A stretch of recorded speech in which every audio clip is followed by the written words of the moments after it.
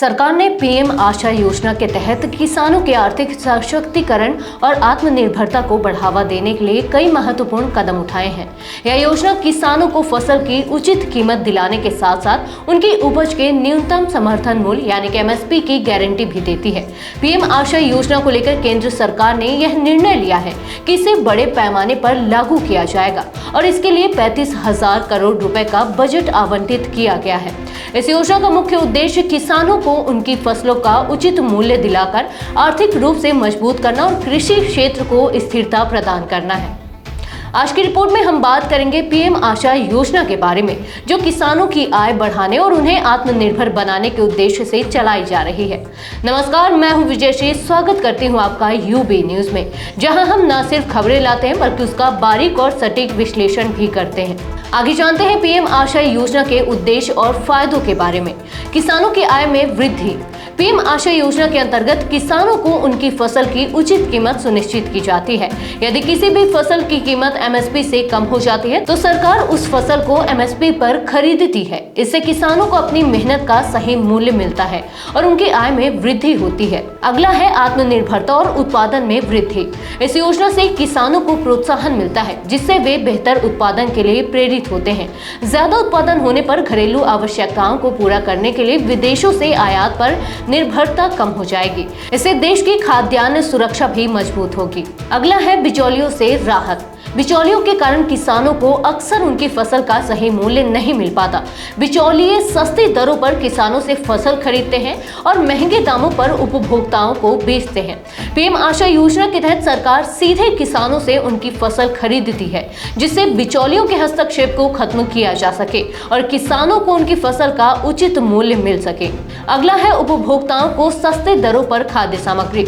किसानों को फसल की सही कीमत मिलने के साथ साथ उपभोक्ताओं को भी सस्ती दरों पर खाद्य सामग्री मिले।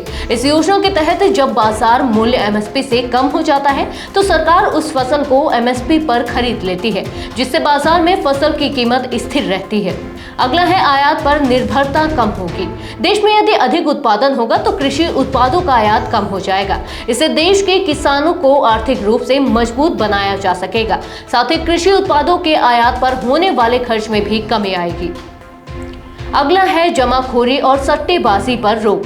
पीएम आशा योजना के तहत जब एमएसपी से अधिक कीमत पर बाजार में फसल बिकती है तो किसान उसे अधिक कीमत पर बेच सकते हैं। वहीं जब बाजार में फसल की कीमत एमएसपी से कम होती है तो किसान अपनी फसल एमएसपी पर सरकार को बेच सकते हैं।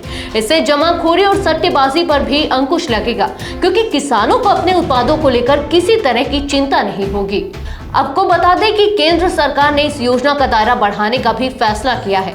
इसके तहत अरहर, उड़द और मसूर की फसलों पर विशेष ध्यान दिया जाएगा। इन फसलों की 100% खरीद का प्रावधान है, ताकि इनका उत्पादन करने वाले किसानों को भी आर्थिक सुरक्षा मिल सके। सत्र 2024 व 25 के लिए अरहर, उड़द और मसूर की फसलों पर पहले से लागू नियम ही जारी रहेंगे, ताकि किसानों को किसी प्रकार की असुविधा न हो।